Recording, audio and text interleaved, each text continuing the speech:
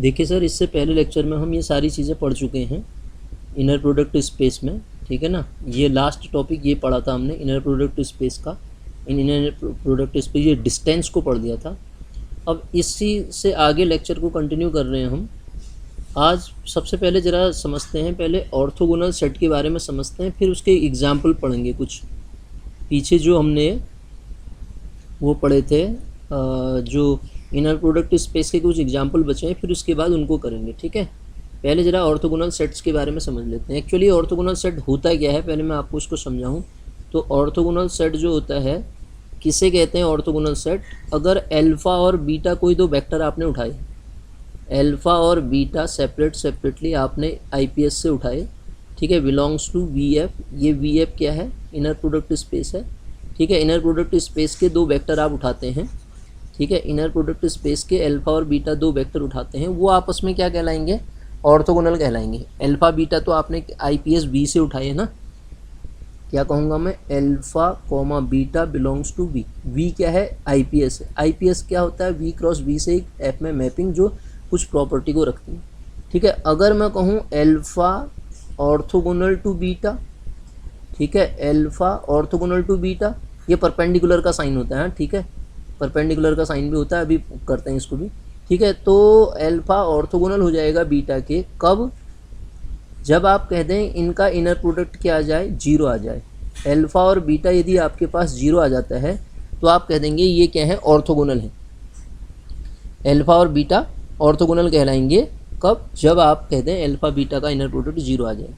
अब इसका मतलब मैं क्या कहूँगा? अल्फ़ा ऑर्थोगोनल टू बीटा कहूँगा। अल्फ़ा इज़ ऑर्थोगोनल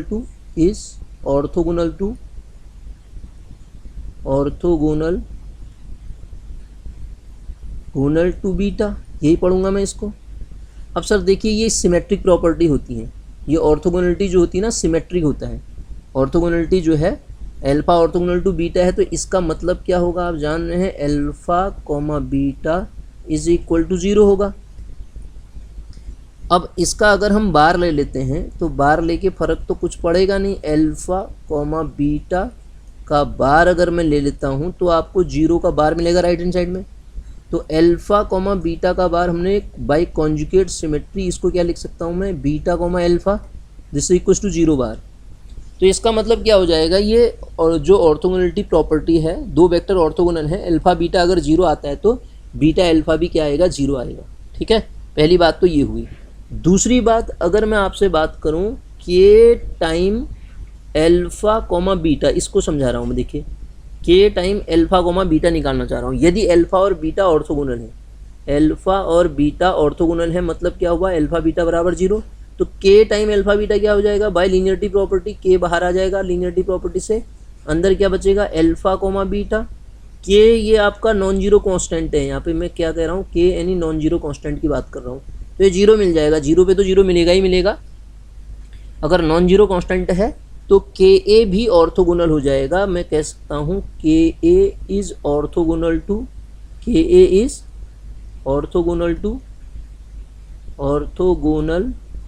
बीटा, ठीक हो गया। के ए ऑर्थोगोनल टू बीटा। अब यहाँ समझ लेते हैं ये क्या कहना चाह रहा है। ज़रा सा मैं आपको इसको समझाऊँ तो ये कहना क्या चाह रहा है, देखिएगा। Alpha and beta are two vector in an inner product space V. Then alpha set to be orthogonal to beta if alpha beta बराबर zero. Alpha orthogonal to beta कहलाएगा यदि आपके पास alpha beta is equal to क्या आ जाए? Zero आ जाए। यही तो लिखा है मैंने यहाँ पे, देखें, अल्फ़ा बीटा। अब अगली प्रॉपर्टी सिमेट्रिक वाली प्रॉपर्टी प्रूव की होगी इसने। The relation of orthogonality is in an inner product space is symmetric कहता है। ये मतलब अल्फ़ा ऑर्थोगोनल टू बीटा है तो अल्फ़ा बीटा बराबर जीरो होगा, तो अल्फ़ा बीटा बार जीरो होगा। तो यहाँ से बीटा अल्फ़ा भी जीरो आ रहा नहीं आ रहा, beta is orthogonal to alpha हो जाएगा। इसका मतलब ये सिमेट्रिक हो जाएगा। ऑर्थोगोनलिटी जो होगी सिमेट्रिक प्रॉपर्टी को फॉलो करती है, मतलब जो ऑर्थोगोनल होगा, दो वेक्टर अगर ऑर्थोगोनल है तो सिमेट्रिक भी होंगे। अगली चीज़ यही बताई मैंने, if K orthogonal to beta है then every scalar multiple of alpha is orthogonal to beta. यहाँ हमने पढ़ लिया हर स्केलर मल्टीपल भी ऑर्थोगोनल होगा बीटा के। हमने के कोई स्केलर, एनी स्केलर, जीरो पे तो जीरो होना ही होना है, वो नॉन जीरो भी होगा तो तब भी कंडीशन देखो, any scalar then K alpha comma beta is equal to K by linearity property बाहर आ जाएगा। सिंस अल्फा बीटा जीरो है तो यहाँ से आपको क्या मिल रहा है, देयरफॉर के अल्फा बीटा भी क्या मिल जाएगा, इस तरीके से जीरो मिल जाएगा। ठीक है सर। अगली प्रॉपर्टी देखिए, अगला ये क्या कहना चाह रहा है उसको भी समझते हैं।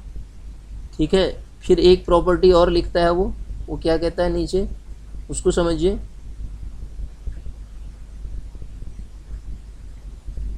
ये कहता है the zero vector is orthogonal to every vector. Yes, zero vector हर वेक्टर के ऑर्थोगोनल होगा नहीं होगा, क्यों होगा, क्योंकि जीरो अल्फा बराबर जीरो मिलेगा हमेशा। क्यों जीरो अल्फा बराबर जीरो क्यों मिलेगा वो भी अभी समझाता हूँ। Zero vector is the only vector which is orthogonal to itself. ये वाली कहानी भी एक आपको मैं समझाता हूँ कि कोई दो तरीके के क्वेश्चन बन गए यहाँ पे। एक क्वेश्चन तो ये बना कि क्या कोई ऐसा वेक्टर मिला जो हर वेक्टर के ऑर्थोगोनल होता है, तो आप कहेंगे जीरो वेक्टर ही एक ऐसा वेक्टर है जो प्रत्येक अल्फा के साथ for all alpha belongs to V ऐसी कंडीशन को देता है। ठीक है सर। कैसे, क्या मैं इसको zero zero vector comma alpha लिख दे सकता हूँ? यस लिख सकता हूँ। तो जीरो तो स्केलर क्वांटिटी बाहर आ जाएगी by linearity property, zero vector comma alpha हो जाएगा। अब ये देखिए, ये भी स्केलर ये भी स्केलर, रिजल्टेंट क्या मिलना है, स्केलर मिलना है। तो इसका मतलब zero vector is only vector which is orthogonal to each vector, और अपने आप के ऑर्थोगोनल होने वाला केवल और केवल एक ही वेक्टर होगा जो खुद के ऑर्थोगोनल हो सकता है। Zero vector comma zero vector ही जीरो मिलेगा, और अन्य कोई ऐसी कंडीशन को फुलफिल नहीं करेगा, क्योंकि आप कोई और वेक्टर उठाइए वो नॉर्म की प्रॉपर्टी को दे देता है, इसकी प्रॉपर्टी को नहीं देगा सर। ठीक है। तो हम सबसे पहले इसमें क्या समझे कि ऑर्थोगोनल किसे कहते हैं, ऑर्थोगोनल सेट का मीनिंग समझे। ठीक है सर। अब इसके पहले इसके क्वेश्चंस को करते हैं, मतलब इसकी थ्योरम्स को करते हैं हम। ठीक है, ऑर्थोगोनल की थ्योरम कराता हूँ मैं आपको पहले। ठीक, ऑर्थोगोनल की जो थ्योरम आती हैं उनको हम पढ़ते हैं पहले। उससे पहले ऑर्थोनॉर्मल सेट होगा यहाँ पे, ऑर्थोनॉर्मल सेट समझ लेते हैं ज़रा सा पहले। ठीक है, ऑर्थोनॉर्मल सेट क्या होता है, फिर हम आगे बढ़ते हैं। देखिएगा सर, ऑर्थोनॉर्मल सेट की बात करें, यहाँ पे एक सेट आ रहा है ऑर्थोनॉर्मल। ऑर्थोनॉर्मल का मतलब क्या होगा, किस सेट को आप ऑर्थोनॉर्मल सेट कह देंगे। एस कोई सेट है, ध्यान दीजिएगा, इनर प्रोडक्ट स्पेस का। ठीक है, एस ऑर्थोनॉर्मल कहलाएगा इफ कोई अल्फा आप एस में से उठाइए। ऑर्थोनॉर्मल की मैं बात कर रहा हूँ सर, इसको बाद में देखेंगे हम, पहले हम ऑर्थोनॉर्मल की कहानी, ऑर्थोगोनल की वो थ्योरम्स करते हैं, इसको बाद में पढ़ेंगे हम। ऑर्थोनॉर्मल की कहानी को बाद में पढ़ेंगे। ठीक है, ध्यान दो, इसको हम पहले इसको नहीं करते हैं। ठीक, पहले ऑर्थोगोनल की थ्योरम्स कर लेते हैं। ठीक है, यहाँ पे कुछ चीज़ें ये होंगी, इसी के नीचे हमने ऑर्थोगोनल सेट के बारे में डिफाइन नहीं कर रखा है। ऑर्थोगोनल सेट के बारे में भी डिफाइन किया होना चाहिए था। ऑर्थोगोनल सेट के बारे में नहीं लिखा, सेट के बारे में भी डिफाइन किया होना चाहिए था।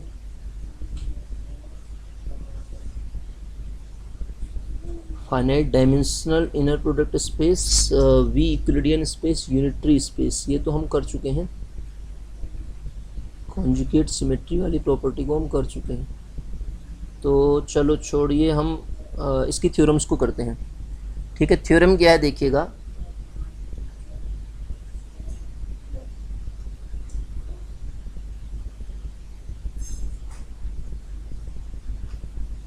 हाँ ये लिखा है। ठीक है, ठीक, ये देखिए, इसको समझाना चाह रहा था मैं आपको। ठीक है, तो मैं आपको ये समझाना चाह रहा था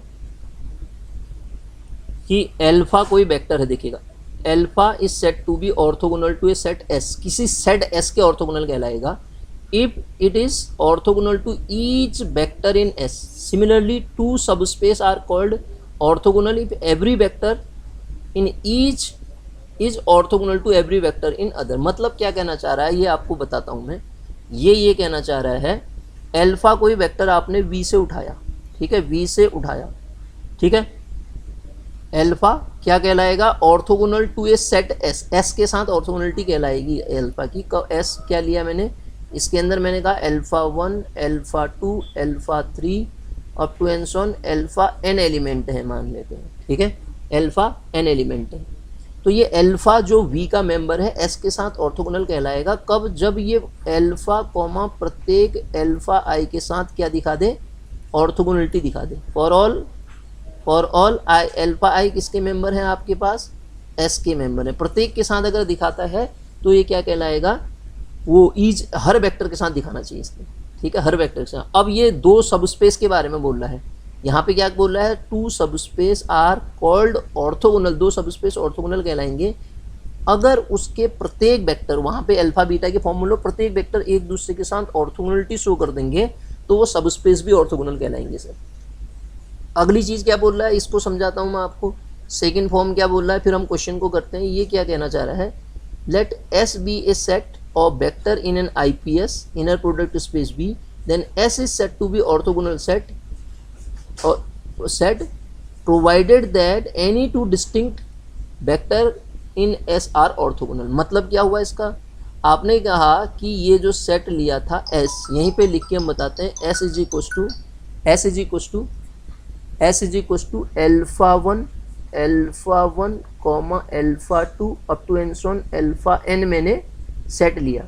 अगर मेरे पास alpha i alpha j is equal to 0 आता है प्रत्येक आई नॉट इक्व टू जे के लिए, ठीक है, ध्यान दीजिएगा, आई नॉट इक्व टू जे के लिए, तो उस केस में इस एस को मैं ऑर्थोगोनल सेट कह दूंगा। मतलब ये अल्फ़ा वन जो है अल्फ़ा टू के साथ, अल्फ़ा टू अल्फ़ा वन के साथ, अल्फ़ा टू अल्फ़ा वन ये तो सिमेट्री होती है प्रॉपर्टी, अभी हमने प्रूव की थी, अल्फ़ा टू अल्फ़ा थ्री के साथ, इस तरीके से प्रत्येक के साथ ये प्रॉपर्टी फॉलो करता है, तो आप कह देंगे ये सेट आपका ऑर्थोगोनल हो गया। सेट के बारे में बताया मैंने आपको, सेट आपका ऑर्थोगोनल हो गया सर, ठीक है।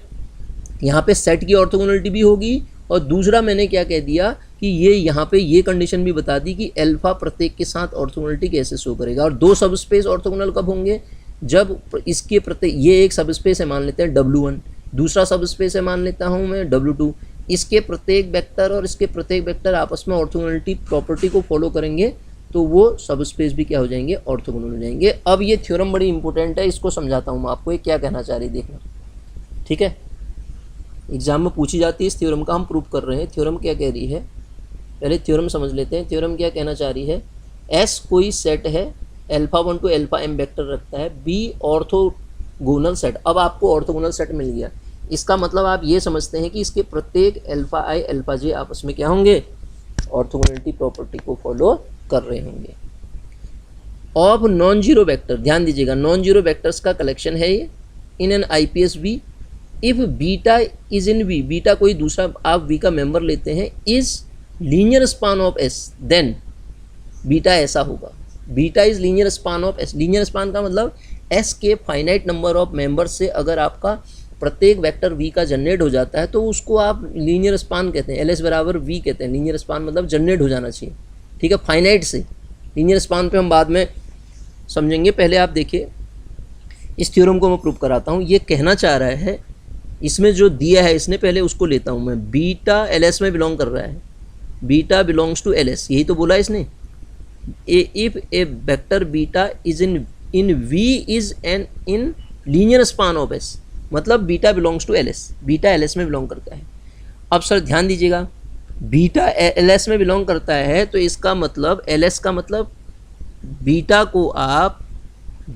को आप इनके मेंबर्स के लीनियर कॉम्बिनेशन के फॉर्म में लिख पाएंगे। कैसे लिख पाएंगे, C1 alpha one plus C2 alpha two plus up to N so on CM alpha m तरीके से लिख पाएंगे इसको, बिल्कुल लिख पाएंगे बीटा को आप इस तरीके से। दिस इज इक्व टू, मुझे ये कि बीटा कैसा मिला, beta this is equal to summation of, इसको मैं लगा देता हूँ k is equal to 1 to, इसको हम और नोटेशन ले लेते हैं, एक मिनट, हाँ, नोटेशन को बदल देते हैं इसमें। इसको हमने लिखा summation of j is equal to 1 to, क्योंकि k के फॉर्म में प्रूव करना है ना, j is equal to 1 to m, j is equal to 1 to m। कैसे लिखेंगे इसको, सी जे अल्फा जे, यही तो हुआ है, सी जे अल्फा जे, ठीक। अब ध्यान दीजिएगा, मैं क्या लिखता हूँ, for each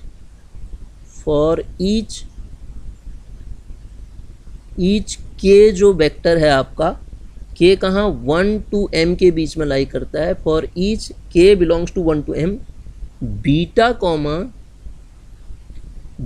comma alpha k को सर क्या मैं ऐसे लिख सकता हूँ, बीटा कॉमा अल्फा के को, ये बीटा कॉमा अल्फा के यहाँ आ रहा है ना, ये सोचिए आप, ये इस फॉर्मेट में निकालेंगे, ठीक है। बीटा कॉमा अल्फा के यहाँ आ रहा है आपके पास, फिर वो वैल्यू हम उठा के रख देंगे वहाँ पे। बीटा कॉमा अल्फा के को आप कैसे लिख सकते हैं, बीटा की वैल्यू क्या कंसिडर कर रखी है आपने, summation of j is equal to 1 to m c j alpha j comma, ये तो आपका बीटा आ गया, कॉमा अल्फा के, कॉमा आपके पास क्या आएगा, अल्फा के आएगा, ठीक है सर, अल्फा के आएगा।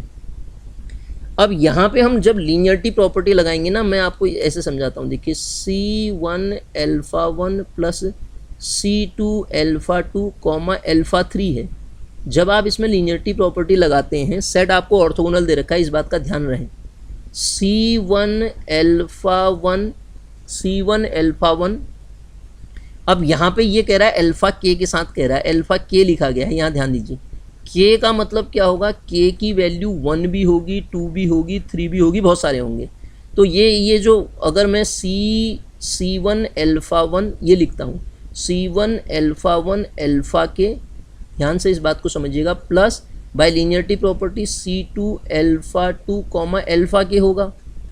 यदि मेरे पास के की वैल्यू 1 होती है तो तब तो ये बच जाएगा मेरे पास C1 अल्फा 1 अल्फा 1 ऐसा। अदरवाइज यहाँ के की आप कुछ भी वैल्यू रखिए, ये डिफरेंट होने पे, क्योंकि सेट आपको ऑर्थोगोनल दे रखा है, तो ऑर्थोगोनल सेट की मैंने अभी डेफिनेशन बताई थी, प्रत्येक अल्फा जे और अल्फा के उसकी वैल्यू 0 देंगे वो। तो यहाँ से देखिए ये सब 0 हो जाएंगे, इसका मतलब केवल ये वाला बचेगा। यहाँ पे आप बात समझ रहे हैं मेरी, केवल ये वाला बचेगा जो ये कंडीशन को फुलफिल कर रहा था। मैंने 2 ही लिए थे, 2 लेने पे ये आ रहा तो 100 ले लो, उससे फ़र्क क्या पड़ना है। तो केवल आप के वाला रखेंगे यहाँ पे। जब आपके पास बचता है तो अगर मैं उसको जनरलाइज फॉर्म में लिखता हूँ तो ये समेशन के फॉर्म के अंदर अगर जब मैं इसको लिखूँगा तो ये केवल सी जे और अल्फा जे और अल्फा के फॉर्मेट में आप इसको लिखेंगे, अल्फा के फॉर्मेट में, ठीक है। लीनियरिटी प्रॉपर्टी से सी जे अल्फा के फॉर्म में लिखेंगे और सारे 0 हो जाएंगे। इस केस में भी जब मैं जे की लिमिट लगाऊंगा तो केवल के जब ये सब के सब इक्वल हो जाएंगे ना सर, ये भी इक्वल हो जाएंगे, वही वाले बचेंगे और तो कोई बचेंगे नहीं, ठीक है। तो अब इसको कैसे करना है मैं समझाता हूँ आपको, ठीक है। इसमें 2 प्रॉपर्टी एक साथ लगेंगी। अगर आपको ये बातें समझ में आ गई हैं तो ये भी आ जाएगा, देखिएगा।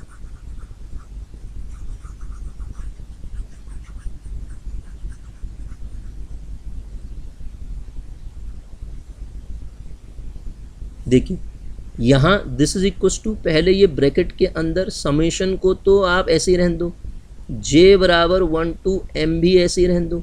सबसे पहले इस सी जे को बाहर लाके मैं क्या करूँगा, अंदर ही इसको अल्फा जे कॉमा अल्फा के लिखूँगा। बाय लीनियरिटी प्रॉपर्टी ब्रैकेट में लिखना पड़ेगा आपको, यहाँ पे ब्रैकेट में लिखना पड़ेगा। किससे हुआ ऐसा, बाय लीनियरिटी प्रॉपर्टी से ऐसा हुआ, ठीक है। अगेन अभी मैंने बताया सेट एस ऑर्थोगोनल दे रखा है, तो यहाँ से आपको केवल और केवल क्या मिलना है, सी k alpha k comma alpha के मिलेगा और बाकी सब क्या हो जाएंगे आपके पास, 0 हो जाएंगे। ऐसा क्यों, हमने जब समेशन लगाया, since alpha i alpha j is equal to 0 for i not equal to j, इसके लिए 0 है, ठीक है।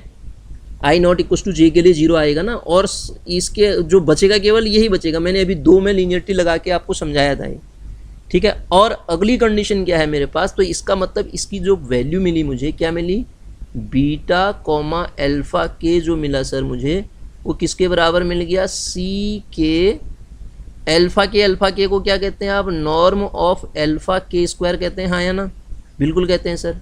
सिंस प्रत्येक वेक्टर जो है आपका नॉन जीरो है, अगर प्रत्येक वेक्टर नॉन जीरो है तो उसकी नॉर्म भी क्या आएगी, नॉन जीरो आएगी। नॉर्म नॉन जीरो आएगी तो इसका मतलब मैं सी के को बराबर बीटा कॉमा अल्फा के ओवर नॉर्म ऑफ अल्फा के का स्क्वायर लिख सकता हूँ, हाँ या ना। सी के को ऐसा लिख सकते हैं, बिल्कुल लिख सकते हैं। के कहाँ से कहाँ तक बिलोंग करेगा, के कोई भी वेक्टर हो सकता है 1 से n तक का, ठीक है। के हमने किससे उठा रखा है, दिए गए सेट S से उठा रखा है।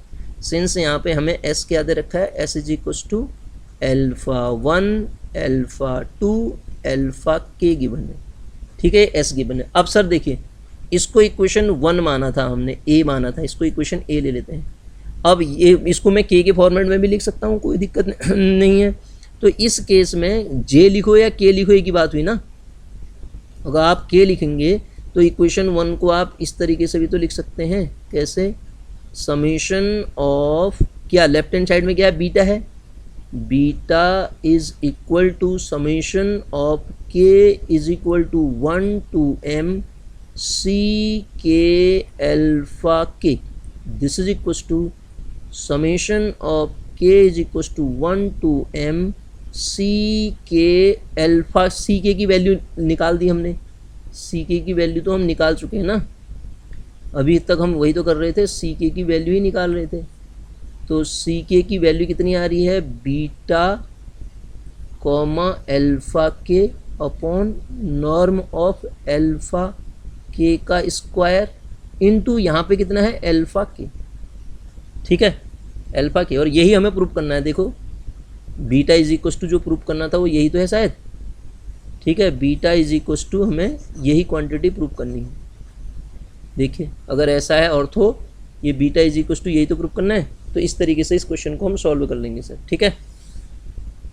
आगे बढ़ते हैं, आगे अगला क्वेश्चन समझते हैं। देखिएगा इसका अगली थ्योरम भी आएगी इसकी, इसके बाद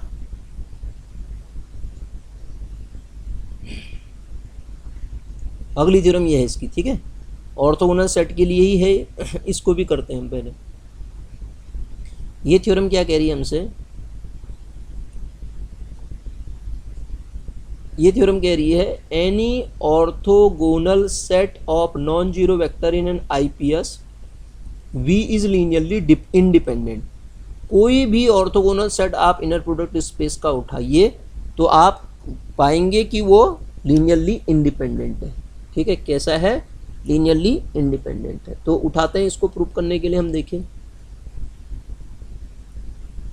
इसको प्रूफ करने के लिए लेट कंसीडर कर लेते हैं, लेट एस, कोई सेट लेते हैं एस बी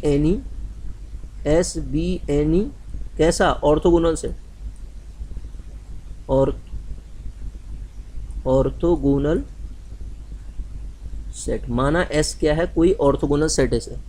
अगर ऑर्थोगोनल सेट है of non zero vector, of non zero vector दिया है उसने, नॉन जीरो वेक्टर, ठीक है। हमें प्रूफ क्या करना है, any orthogonal set of non zero vector in an IPS is linearly independent, हमें ये इंडिपेंडेंट प्रूफ करना है, ठीक है। वैसे भी अगर कोई एक भी जीरो वेक्टर आ जाता है ना, वो तो जीरो वेक्टर वाला, तो जीरो वेक्टर को कंटेन करने वाला सेट तो डिपेंडेंट होता है। तो एस में कुछ एलिमेंट ले लेते हैं सर हम, एस में हमने क्या कहा, कुछ एलिमेंट ले लिए, एलिमेंट ले लिए alpha 1 comma alpha 2 up to and so on alpha m तक के एलिमेंट हमने इसमें ले लिया, ठीक है। ये क्या है, कोई सबसेट है, S का सबसेट है, S1 ले लेता हूँ चलो इसको, क्योंकि अगर सबसेट इंडिपेंडेंट हो गया, सारे सबसेट उसके, एक जनरल सबसेट ले रखा है, सारे सबसेट इंडिपेंडेंट हो गए तो ये S तो इंडिपेंडेंट हो ही जाएगा ना। Be any subset of, be any, S में कितने एलिमेंट है हमें पता नहीं, ठीक है, हमने उसका सबसेट लिया, उसमें m एलिमेंट ले लिए, बी एनी सबसेट ऑफ किसका सबसेट है, S का, be any subset of S containing m distinct vector, ये बात ध्यान दीजिएगा, containing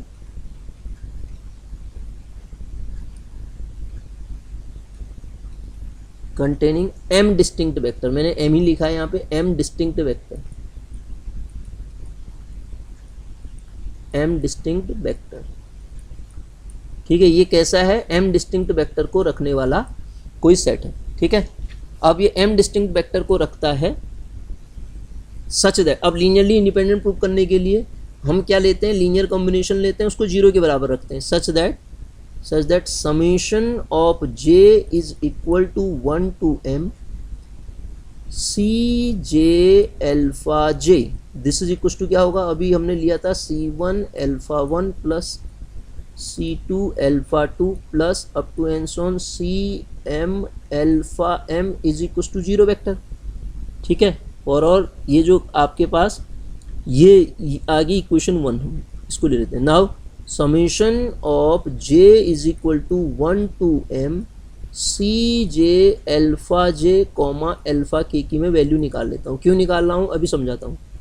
this is equal to 0 vector होगा, दिस इम्प्लाइज, अभी हमने बताया था इसको सॉल्व करके कितना आ रहा था, सी के, इसके पास हमें ये सॉल्व करके कितना मिल रहा था, ये वैल्यू कितनी मिल रही थी,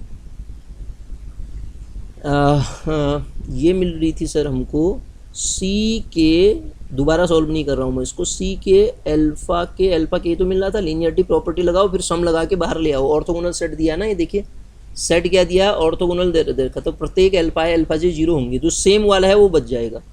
बराबर राइट हैंड साइड में क्या है आपका 0 वेक्टर है।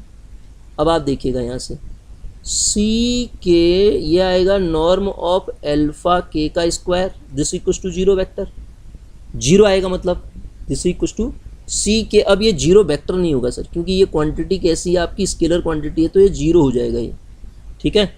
यहाँ पे तो आपने कंपेयर कराया, ये 0 के बराबर रखा, C1 अल्फ़ा 1 0 वेक्टर हुआ, तो जब आप कंपेयर कराएंगे यहाँ से, क्योंकि अल्फ़ा 0 वेक्टर होगा, इसको 0 इंटू 0 वेक्टर को भी तो आप ऐसे लिख सकते हैं, 0 वेक्टर को भी तो 0 इंटू 0 लिख सकते हैं ना, ठीक है। तो इसके लीनियर कॉम्बिनेशन को हमने क्या रखा, ध्यान दीजिएगा, ये आपके पास क्या मिलेगा, ये वाली जो वैल्यू मिल जाएगी, इससे मैं एक वैल्यू निकालना चाह रहा हूँ, तो यहाँ से मुझे वैल्यू इतनी मिली। अब उसको उसने बोल रखा हमसे अल्फ़ा नॉन जीरो है, सारे के सारे अल्फ़ा के नॉन जीरो हैं, तो वो उनका नॉर्म का स्क्वायर भी नॉन जीरो आएगा, नॉर्म भी नॉन जीरो आएगा, स्क्वायर भी नॉन जीरो आएगा।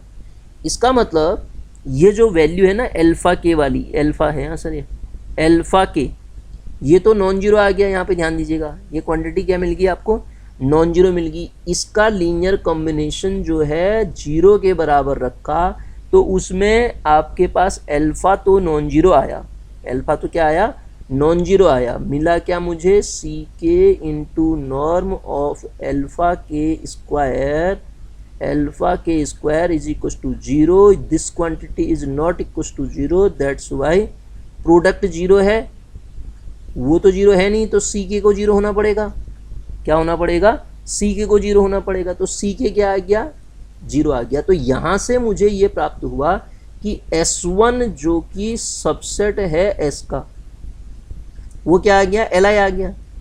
अब मैंने कोई जानबूझ के यही एलिमेंट लूँगा करके तो नहीं ले रखे हैं, कोई भी वेक्टर ले लिए हैं S1 के, ठीक है। S1 तो एक जनरल है, S1 क्या है, एक जनरल है, तो यहाँ से मैं जनरलाइज वे में क्या कह सकता हूँ, दिस इम्प्लाइज, एवरी वर्ड बोल दूँ, एवरी, और कैसा, फाइनाइट, एवरी फाइनाइट सेट, सब सेट बोलूँगा इसको, subset of S, every finite subset of S,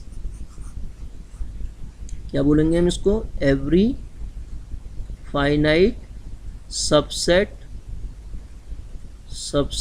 of S, क्योंकि S जनरल लिया है, इज Li, तो this implies, her finite subset ऐसा Li है तो S इज Li हुआ है ना, this implies S is Li, तो S आपका Li हो गया, ठीक है सर।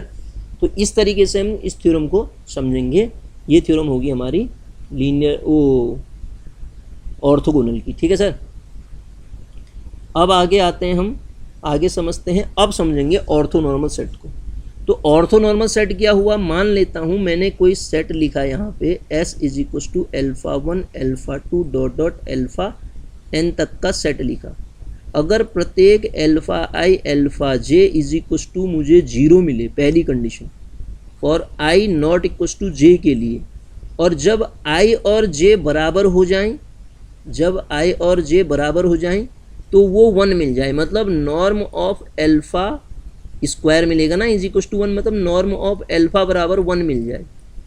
इसका मतलब यूनिट वेक्टर हो, सारे वेक्टर यूनिटी तो आ रहे हैं, सबकी नॉर्म, सबकी लेंथ 1 आ जाए, सबकी नॉर्म क्या आ जाए, 1 आ जाए, और वो पूरा का पूरा सेट ऑर्थोगोनल हो, तो इस कंडीशन में जो मेरे पास सेट मिलेगा सर वो क्या कहलाएगा, ऑर्थोगोनल। देखिए पढ़ते हैं इसको, S be a set of vector in an inner product space then S is set to be orthonormal set. मैं बात ऑर्थोनॉर्मल की कर रहा हूँ। कब, जब एल्फा कोई एस का मेंबर लें आप तो नॉर्म एल्फा 1 मिले आपको, इसका मतलब एल्फा कॉमा एल्फा बराबर 1 मिले, नॉर्म एल्फा 1 मिले, यहाँ से आप इसको ये कहेंगे नॉर्म एल्फा 1 मिले। ज़रा सा इस डेफिनेशन को और सही करता हूँ मैं, यहाँ से मैं कहूँगा norm alpha is equals to 1 मिले सर, ठीक है, norm alpha is equals to 1 मिले। इसका मीनिंग ये हुआ कि एल्फा कॉमा एल्फा आपको 1 मिले, ठीक है, सेम होने पे 1 मिले, ठीक। पहली बात तो ये कह रहा है। और दूसरी कंडीशन इसने क्या कहा, कोई भी अल्फा बीटा आप उठाते हैं, अल्फा और बीटा डिफरेंट हो तो अल्फा बीटा बराबर 0 आ जाए। मैंने आई और जे ले लिए, कोई दिक्कत नहीं है, दिक्कत, ठीक है। तो वो सेट आपका क्या कहलाएगा, ऑर्थोनॉर्मल सेट कहलाएगा। तो ऑर्थोनॉर्मल सेट ऑर्थोगोनल तो है ही है, ठीक है, विद एडिशनल प्रॉपर्टी। उसके पास एक एडिशनल प्रॉपर्टी कौन सी आ गई कि प्रत्येक वेक्टर की लेंथ 1 हो जाएगी। अदर वर्ड, वो अगर हम दूसरे शब्दों में कहें तो S containing mutually orthogonal unit vector is called orthonormal set. In other word, A set S consisting mutually orthonormal unit vector is called orthonormal set. उसको आप ऑर्थोनॉर्मल कह देंगे। Orthonormal set can not contain zero vector. Yes, zero vector अगर उसके अंदर आ गया तो zero की नॉर्म तो 1 कभी हो ही नहीं सकती है, बिल्कुल नहीं हो सकती है, ठीक है। और उसको हम ऐसे भी डिफाइन करते हैं, नीचे जो लिखा है ना, स्पेशली जो इसने लिखा है इसको समझिएगा आप। इसने इसको देखिए, a finite set S alpha 1 to alpha m is orthogonal if alpha i alpha j, इसको डेल्टा आई जे से रिप्रेजेंट कर दिया, कोई दिक्कत नहीं। डेल्टा आई जे 1 के बराबर for i is equal to j, मतलब डेल्टा 1 1 डेल्टा 2 2 ये 1, और डेल्टा आई जे बराबर 0 हो जाए आई नॉट इक्वल टू जे के लिए, तो आप कह देंगे सेट क्या हो गया आपका, ऑर्थोनॉर्मल सेट होगी, ठीक है सर। अब इससे रिलेटेड थ्योरम आती हैं, उनको करते हैं। देखिए इससे रिलेटेड थ्योरम क्या है, ऑर्थोनॉर्मल सेट से रिलेटेड थ्योरम भी करते हैं इसमें से, ठीक है। तो ये हमारे पास ऑर्थोनॉर्मल सेट हो गया, ये है थ्योरम, ठीक है। इससे रिलेटेड थ्योरम्स को भी हम सॉल्व करेंगे। तो ये थ्योरम क्या कह रही पहले पढ़ देते हैं, ठीक है। If S is equal to alpha 1 to alpha m be an orthonormal set of vector in an IPS B, if vector beta is linear span of S, then beta बराबर इतना। सर ये थ्योरम अभी हमने उसमें पढ़ रखी ना, same वही है। तो यहाँ पे अंतर क्या आया, मैं इसको प्रूव करवा के आपको दिखाता हूँ कि वहाँ ऑर्थोगोनल सेट में भी तो यही थ्योरम पढ़ी थी, वहाँ पे नॉर्म बीटा के नॉर्म अल्फा के स्क्वायर नीचे आ रहा था, तो अब यहाँ पे कहाँ चला गया वो, कोई दिक्कत नहीं, इसको फटाफट मैं समझा देता हूँ आपको। बीटा बिलोंग कर रहा है एल एस में, बीटा कहाँ बिलोंग कर रहा है, एल एस में, तो बीटा एल एस में बिलोंग कर रहा है। इसका मीनिंग क्या होगा, बीटा इज इक्वल टू आप कैसे लिख सकते हैं, C1 alpha 1 plus C2 alpha 2 plus up to N so on, कैसे CM अल्फा m, ऐसा कैसे, क्योंकि S जो सेट दिया ना सर आपको, ये दिया है alpha 1 alpha 2 alpha 3 alpha m तक का सेट ये दिया है। तो इसको आप कैसे लिखेंगे, summation of j is equal to 1 to m alpha, इसको आगे अल्फा j सी जे आगे आएगा, हाँ ठीक है, CJ alpha j। Now for each alpha के, प्रत्येक अल्फा के जो कि 1 से m के बीच में लाई करता है, उसके लिए हम बीटा कॉमा अल्फा के की वैल्यू निकाल लेते हैं, जैसा ऊपर किया था। दिस इज इक्वल टू क्या आएगा सर, बीटा क्या है, summation j is equal to 1 to m CJ alpha j comma alpha k. By linearity property मैंने अभी समझा रखा आपको, लीनियरिटी प्रॉपर्टी लगाओगे इसमें तो ये CJ बाहर आएगा, अंदर बचेगा आपके पास, ये मैंने J लिया है ना सर, ये J CJ अल्फा J बचेगा ना, अल्फा J, यहाँ तो अल्फा J बचेगा, CJ alpha J comma alpha के। अब सेट आपको क्या दिया है, ऑर्थोनॉर्मल दिया, तो ऑर्थोगोनल भी होगा, ऑर्थोगोनल होगा तो आपके पास केवल CK और यहाँ पे अल्फा के कॉमा अल्फा के बचेगा, यही तो बचेगा। कहने का मतलब ये सी k into norm of alpha के का स्क्वायर, यही तो हुआ है। और ये ऑर्थो नॉर्मल सेट दिया सर, सेट कैसा दिया, ऑर्थो नॉर्मल। तो प्रत्येक वेक्टर की लेंथ क्या होगी, उसके अंदर नॉर्म क्या होगी, 1 होगी। तो यहाँ से केवल और केवल आपको यहाँ से सी के मिला सर, जो बीटा कॉमा अल्फा के की जो वैल्यू मिली ना मुझे, वो सी के मिली सर यहाँ से। अब जो इक्वेशन 1 थी मेरी, उस इक्वेशन 1 को मैं यहाँ पे अगर लिखूँ तो मैं इस इक्वेशन को 1 को ऐसा भी तो लिख सकता हूँ, beta is equals to summation of k is equals to 1 to m c k alpha के, अल्फा के सी के, एक ही बात। अब सी के की वैल्यू यहाँ से उठा के रख देता हूँ, तो मुझे क्या मिलेगा, समेशन ऑफ सी के की वैल्यू कितनी है, बीटा कॉमा अल्फा के इंटू अल्फा के, ये तो मिलेगा। तो ये बीटा जो वैल्यू मिल जाएगी, अगर बीटा एलएस में बिलोंग करता है किसी ऑर्थोनॉर्मल सेट के, तो उस बीटा को आप ऐसे लिख सकते हैं, k is equal to 1 to m, ऐसे लिख सकते हैं। यही तो लिखा देखिए, k is equal to 1 to m beta comma alpha k comma alpha. पहले वाले ऑर्थोगोनल में नीचे नॉर्म ऑफ अल्फा के आ रहा था, यहाँ वो वैल्यू 1 होगी, ठीक है, क्योंकि सेट कैसा दिया है आपको, ऑर्थो नॉर्मल सेट दिया। उस समय कितना दिया था, ऑर्थोगोनल सेट दिया था, ठीक है सर।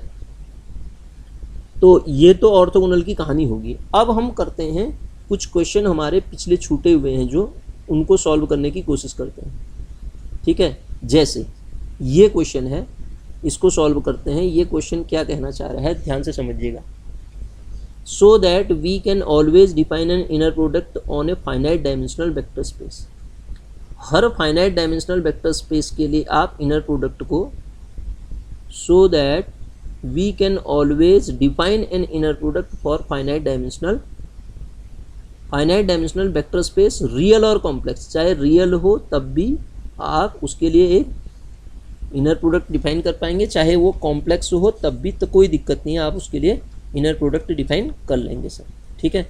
अब करेंगे कैसे वो मैं बताता हूँ। दिया क्या है, फाइनाइट डायमेंशनल दिया है, तो हम जानते हैं अगर हमारे पास कोई भी वेक्टर स्पेस दिया है इन an inner product space, inner product space होगा तो वेक्टर स्पेस की कंडीशन को तो रखता ही है, वो वेक्टर स्पेस तो होगा ही होगा। मान लेता हूँ लेट, जो वर्ड बोल रखा है इसने, V be finite dimensional vector space, finite dimensional vector space है वी कैसा है, finite dimensional vector space over field of real और कॉम्प्लेक्स, उसने बोल रखा है रियल और complex, over field of real और कॉम्प्लेक्स, वो finite dimensional inner product space है। तो सर हम जानते हैं every finite dimensional space has a basis, हर फाइनाइट डायमेंशनल वेक्टर स्पेस की एक ना एक बेसिस होती है। There exist a basis for every finite dimensional vector space. तो सर इसकी भी बेसिस ले लेता हूँ मैं, डेफिनेटली होगी, इतना तो मुझे पता है, alpha 1 alpha 2 dot dot alpha n, ये एक बेसिस हो जाएगी finite dimensional vector space V की। Be the basis of V, ये किसकी, वी की बेसिस हो जाएगी सर, ठीक है।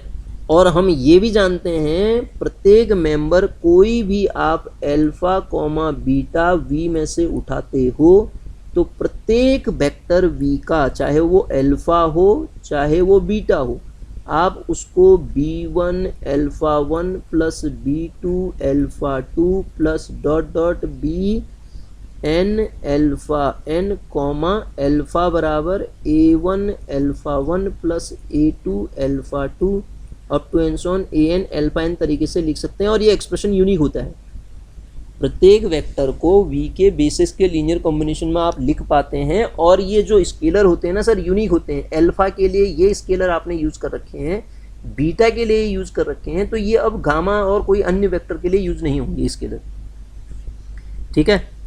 तो ये स्केलर यूनिक होते हैं, ये थ्योरम हमने बीएससी फाइनल में पढ़ी है। अब हम डिफाइन कर लेते हैं अल्फा कॉमा बीटा। अगर रियल होगा तो हम उसको बार को हटा देंगे, अदरवाइज उसने कॉम्प्लेक्स भी कह रखा है, a1 b1 bar plus a2 b2 bar plus up to and so on an bn bar, ठीक है। ये क्या है, इनर प्रोडक्ट हमने डिफाइन कर दिया। अब इस इनर प्रोडक्ट के तहत मैं एक एक करके वो प्रॉपर्टी आपको दिखा देता हूँ जो कि हम पहले क्वेश्चन में कर चुके हैं। आप समझ रहे हैं इस क्वेश्चन को, अब आप कर सकते हैं खुद भी, ठीक है। हम पहले भी इसको कर चुके हैं, ठीक, इसको कर चुके हैं हम पहले भी, तो ये आप कर भी सकते हैं। अदरवाइज मैं बताता हूँ आपको। पहली प्रॉपर्टी कॉन्जुगेट सिमेट्री आती थी। पहली प्रॉपर्टी जो है आपके पास कॉन्जुगेट सिमेट्री आती है। तो कॉन्जुगेट सिमेट्री में बीटा कॉमा अल्फा की जो वैल्यू आप लिखेंगे, दिस इज इक्वल टू कितना आएगा, B1 A1 bar plus B2 A2 bar up to and so on plus up to and so on BN AN bar. जब आप इसका बार करेंगे बीटा कॉमा अल्फा का बार, तो आप समझेंगे वो क्या आएगा, B1 A1 bar plus B2 A2 bar plus up to and so on BN AN bar. इस पूरे का बार आ जाएगा ये। अब दोनों प्रॉपर्टी में एक साथ इसको हटा के वो कर दे रहा हूँ। पहले तो बार का बार, फिर दूसरा प्लस में तोड़ूंगा। ये पहला ही क्वेश्चन हमने इसका कर रखा है यार, ठीक है। तो ये क्या मिल जाएगा, A1 B1 bar plus dot dot dot AN BN बार मिल जाएगा। समझ रहे हैं आप मेरी बात को। तो ये क्या मिला, this is equal to alpha comma beta. भाई इतना ही लिखना था, बाकी तो वो क्वेश्चन पहला ही हो गया। बाकी आप लीनियरिटी प्रॉपर्टी इसमें कर सकते हैं। लीनियरिटी प्रॉपर्टी क्या आएगी, A alpha plus B beta comma gamma. मैं पहले क्वेश्चन में करा चुका हूँ, ये क्वेश्चन वही बन गया सर। उसके बाद नॉन निगेटिविटी आप देखेंगे तो नॉन निगेटिविटी में तीसरी प्रॉपर्टी में अल्फा कॉमा अल्फा की जो वैल्यू आएगी वो क्या आ जाएगी, डायरेक्ट लिखता हूँ तो A1 A1 bar plus dot dot AN AN bar आएगा। मतलब मॉड ऑफ A1 का square plus up to and so on mod of AN का स्क्वायर। और आप जानते हैं ये हमेशा नॉन निगेटिव होता है। और ये बराबर जीरो कब होगा, जब A1 बराबर A2 बराबर up to and so on AN बराबर जीरो होगा। समझ रहे हैं आप मेरी बात को। तो नॉर्म ऑफ अल्फा बराबर भी आपके पास नॉन निगेटिव मिल जाएगा। तो वो हर फाइनाइट डायमेंशनल वेक्टर स्पेस की एक ना एक बेसिस होती है, कह रहा था। तो हम प्रूव कर सकते हैं एक बेसिस सॉरी ये क्वेश्चन क्या कह रहा है वो तो हम यूज कर रहे हैं। Always define finite dimensional inner product space, एक आपका always define an inner product in A finite dimensional vector space. हर फाइनाइट डायमेंशनल वेक्टर स्पेस के लिए आप एक इनर प्रोडक्ट डिफाइन कर सकते हैं। हमने डिफाइन करके रख दिया और उसको प्रूव भी कर दिया कि वो इनर प्रोडक्ट है करके, ठीक है। कुछ नहीं किया हमने, बेसिस की जो पिछली थ्योरम्स पढ़ी थी उनका यूज कर रखा है इसमें, और कुछ नहीं किया है, ठीक है। अगला क्वेश्चन देखते हैं। अगला क्वेश्चन क्या कह रहा है ये, अगेन देखिए ये क्वेश्चन कहना चाह रहा है हमसे, ये आपको दिया है, देखिएगा। हाँ, V2F डिफाइन अल्फा इस तरीके से, बीटा इस तरीके से डिफाइन है, और अल्फा बीटा उनका प्रोडक्ट, ये क्वेश्चन कर लेते हैं हम। So that this is an inner product on V2, ये इनर प्रोडक्ट होगा। इस दिए गए ऑपरेशन के तहत आपको इनर प्रोडक्ट डिफाइन करना है। हमने V2 में डिफाइन किया, V2 के अंदर आपको दे रखा है कि जब आप अल्फा कॉमा बीटा ले रहे होंगे तो उस समय आप लिख ऐसा रहे होंगे, A1 B1 bar plus A2 B2 bar plus up to and plus कितना A2 B8 सॉरी क्या लिख दिया मैंने, क्या दिया है इसने जो दिया है वही लिखेंगे हम। 2A1 B1 bar plus A1 B2 bar plus A2 B1 bar plus A2 B2 बार, ये गिवन है सर, A2 B2 बार, ठीक है। तो इस इनर प्रोडक्ट में आपको दिखाना है कि ये दिए गए इसके अकॉर्डिंग ये इनर प्रोडक्ट स्पेस होगा V2F को इनर प्रोडक्ट स्पेस दिखाना है। तो उसके लिए एक एक करके हम प्रॉपर्टी दिखाना पड़ेंगे हमको। पहली प्रॉपर्टी क्या आती है, कॉन्जुगेट सिमेट्री।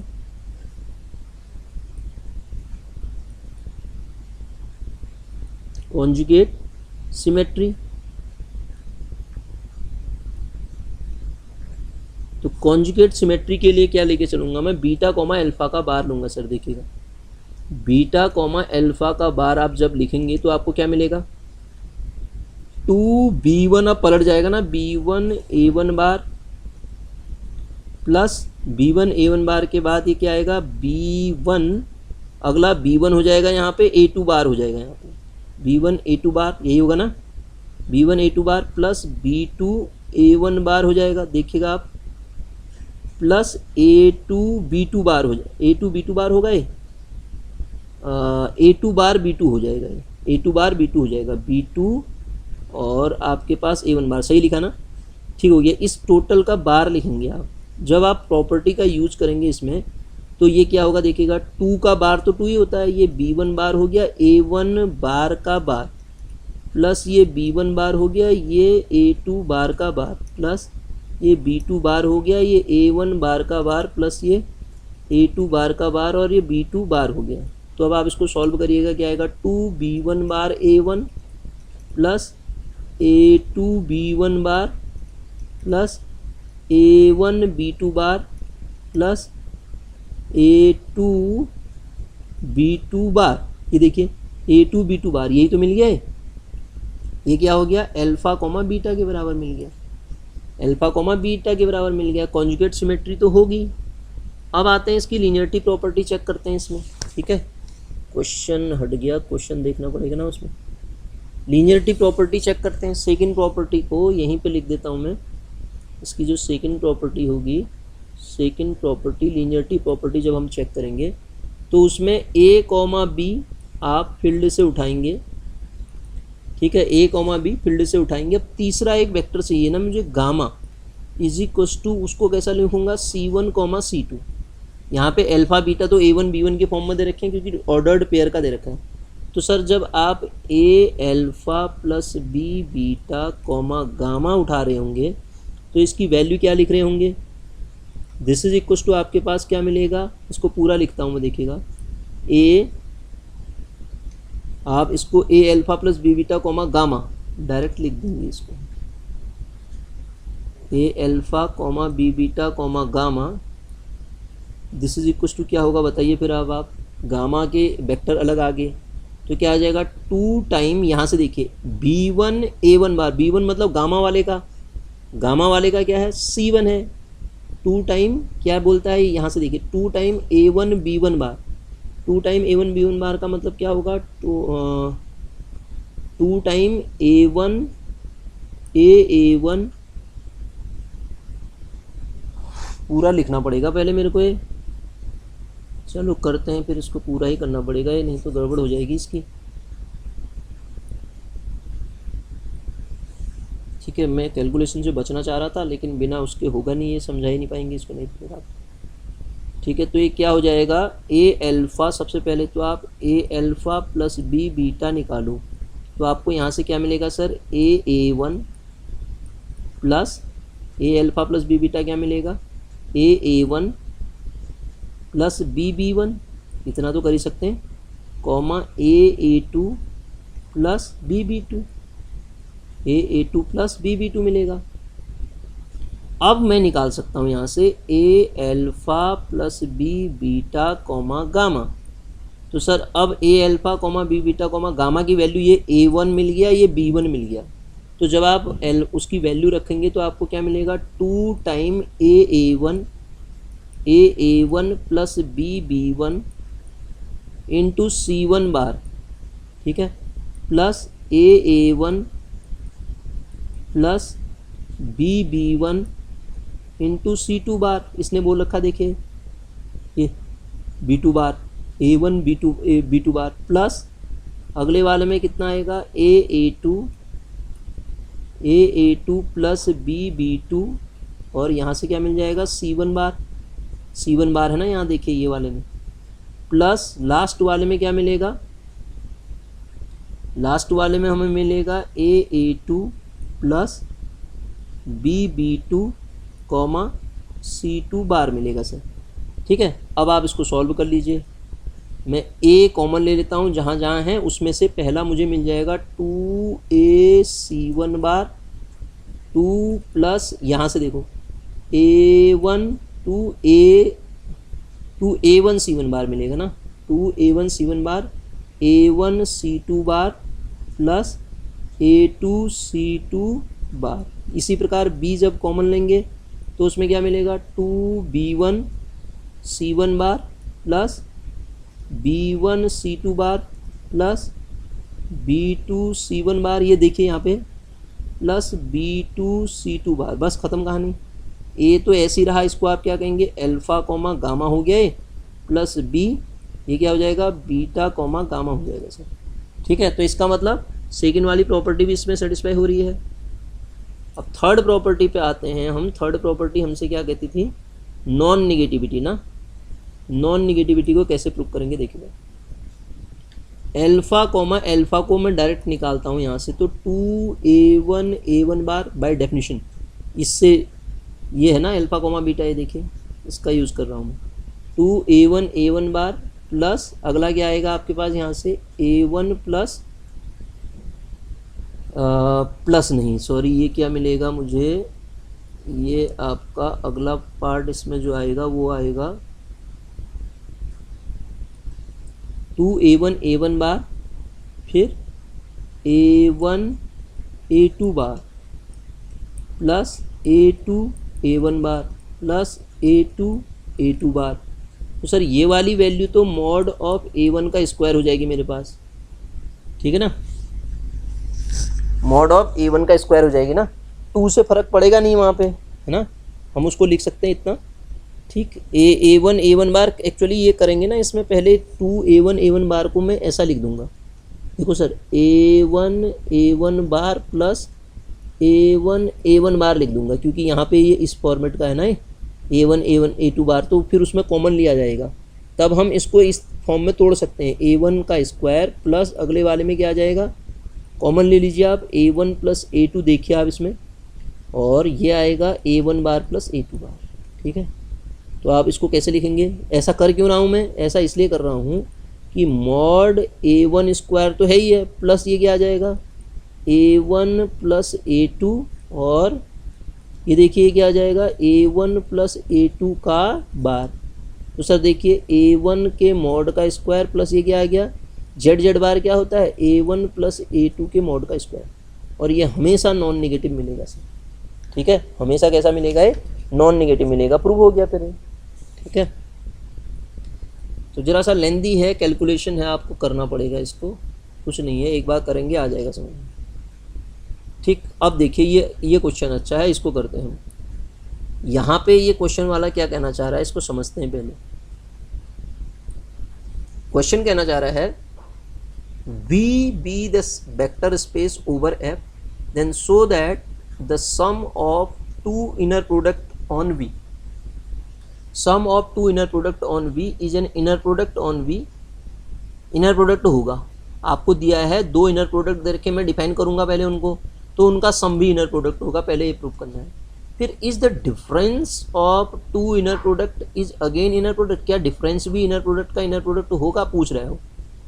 फिर अगला कह रहा है so that positive multiple of inner product is an inner product, positive multiple को तो शो ही करना है आपको, इनर प्रोडक्ट का इनर प्रोडक्ट होगा। डिफरेंस के बारे में पूछ रहा है आपसे, आपको बताना है कि क्या डिफरेंस भी इनर प्रोडक्ट का इनर प्रोडक्ट होगा या नहीं होगा। ठीक है, तो इसके लिए हम क्या करते हैं, देखिएगा, कोशिश करते हैं इसको सॉल्व करने की। सॉल्व होता है, हो जाएगा सॉल्व, बड़ा भारी नहीं है। ठीक है, देखिएगा क्या है। सबसे पहले तो मैं डिफाइन करता हूँ इनर प्रोडक्ट, P और Q के फॉर्म में डिफाइन कर लेता हूँ। P and Q are any two IPS, two inner product space. ठीक है सर, दो इनर प्रोडक्ट स्पेस है, तो alpha beta gamma, for all alpha beta gamma मैं V में से उठाऊंगा और A, B फील्ड में से उठाऊंगा, A, B, C। तो पहले डिफाइन करूंगा मैं P alpha beta. P define होता है पहले इनर प्रोडक्ट के लिए, P इसलिए लिख दिया हमने, तो उसके लिए डेफिनेशन हो जाएगी P ऑफ बीटा अल्फ़ा का बार, P के लिए ही हमने डिफाइन कर रखा है। और दूसरी को P वाला ये बता रहा है कि हम इनर प्रोडक्ट P को कह रहे हैं, A alpha plus B beta, वो नोटेशन है, घबराने वाली कोई बात नहीं है। Gamma this is equal to क्या हो जाएगा, इसको हम डिफाइन कर सकते हैं A P of alpha beta plus B P of, sorry alpha beta नहीं आएगा ना, क्या होता है वो इनर प्रोडक्ट में लीनियरिटी प्रॉपर्टी क्या होती है, A ऑफ P डिफाइन कर रहे हैं अभी तो हम, ये alpha gamma plus B of P beta comma gamma, this is linearity property for P, and P of alpha comma alpha is greater than zero if alpha not equal to zero, ये लिख दें, या फिर greater equal than zero, पूरा statement लिखना पड़ेगा, एक ही बात है, ठीक है। तो सर ये P डिफाइन किया हमने, जैसे हमने P डिफाइन किया उसी तरीके से Q भी होगा। जैसे आप P लिख रहे हैं ना, P के पास आपने 3 प्रॉपर्टी डिफाइन करी, 1 2 3 प्रॉपर्टी ये P के लिए डिफाइन कर दी, इसी प्रकार सेम Q भी होगा। अब हमें बताना है कि जिस प्रकार से P अल्फा बीटा है वैसे Q अल्फा बीटा होगा। तो मुझे सबसे पहला काम मैं ये करूँगा कि इन दोनों के सम को डिफाइन करूँगा। इन दोनों का सम डिफाइन कर लेते हैं हम, P plus Q of alpha comma beta, ये इन दोनों का सम हो जाएगा सर। किस तरीके से डिफाइन करें, this is equal to P of alpha comma beta plus Q of alpha comma beta, ठीक। फॉर ऑल एल्फा बीटा किसके मेंबर हैं, for all alpha comma beta separately member उठाओगे तो V के हो जाएंगे, पेयर में उठाओगे तो V क्रॉस V के हो जाएंगे, ठीक है, ठीक हो गया। अब आपको एक एक करके वो प्रॉपर्टी यूज करके दिखानी है। कॉन्जुगेट सिमेट्री हो गई, और दूसरी प्रॉपर्टी लीनियरिटी प्रॉपर्टी होगी, और तीसरी प्रॉपर्टी आपकी क्या हो जाएगी, नॉन निगेटिविटी। पहली कॉन्जुगेट सिमेट्री में बताता हूँ आपको। कॉन्जुगेट सिमेट्री जब हम प्रूव करेंगे इसमें, तो कॉन्जुगेट सिमेट्री के लिए हमने P प्लस Q तो डिफाइन कर रखा है, तो P plus Q of beta comma alpha, beta comma alpha का बार जब लिखेंगे तो क्या मिलेगा, P of beta comma alpha plus Q of beta comma alpha का bar by definition of sum of two inner product, ये हमने define कर रखे हैं। यहाँ से क्या मिलेगा, P of beta comma alpha का bar plus Q of beta comma alpha का बार, और हम जान रहे हैं P और Q इनर प्रोडक्ट हैं तो वो इस प्रॉपर्टी को रखेंगे, P alpha comma beta plus Q alpha comma beta. Again इसको आप जब कंबाइन करके लिखोगे तो P प्लस Q आपको क्या मिल जाएगा, एल्फा कॉमा बीटा मिल जाएगा। ख़त्म कहानी, इतना ही तो प्रूव करना था। तो इसका मतलब सिमेट्रिक तो हो गया ये, सिमेट्रिक में मुझे कॉन्जुगेट सिमेट्री मुझे प्रूव करनी थी, कॉन्जुगेट सिमेट्री तो होगी सर इसमें। दूसरी प्रॉपर्टी जब मुझे प्रूव करनी है यहाँ पे, वो होती है लीनियरिटी प्रॉपर्टी। लीनियरिटी प्रॉपर्टी वो प्रूव करते हैं हम। लीनियरिटी प्रॉपर्टी के लिए हम क्या करेंगे कि P plus Q of a alpha plus b beta comma gamma लेंगे sir, a alpha plus b beta comma gamma. तो यहाँ से आप देखेंगे, इसको हम एक डब्बे में बंद कर देते हैं यहाँ से। तो यहाँ से जब आप देखेंगे तो इसको जब सॉल्व करेंगे तो क्या मिलेगा, P ऑफ, अलग अलग लिखेंगे ना इसको, P of a alpha plus b beta comma gamma plus Q of a alpha plus b beta comma gamma, यही हो गए। तो अब आप देखिए P इनर प्रोडक्ट है तो P के पास ये प्रॉपर्टी होती है, A of P alpha comma gamma plus B of P beta comma gamma in similar manner plus A of Q alpha comma gamma plus B of Q beta comma gamma. अब combined करके लिख दो sir इनको, A बाहर लूँगा मैं A, तो अंदर क्या मिलेगा मुझे, P प्लस Q के लिए आपको ये मिल जाएगा एल्फा कॉमा गामा सर, ठीक है। इसी प्रकार जब आप B को लिखेंगे तो B के लिए क्या मिल जाएगा, again P plus Q of, P plus Q of बताइए क्या मिलेगा, एल्फा कॉमा बीटा। ख़त्म कहानी, ठीक है। तो ये लीनियरिटी प्रॉपर्टी को भी रख रहा है, ठीक है, लीनियरिटी प्रॉपर्टी को भी तो रख रहा है, तो लीनियरिटी प्रॉपर्टी भी पास होगी इसमें।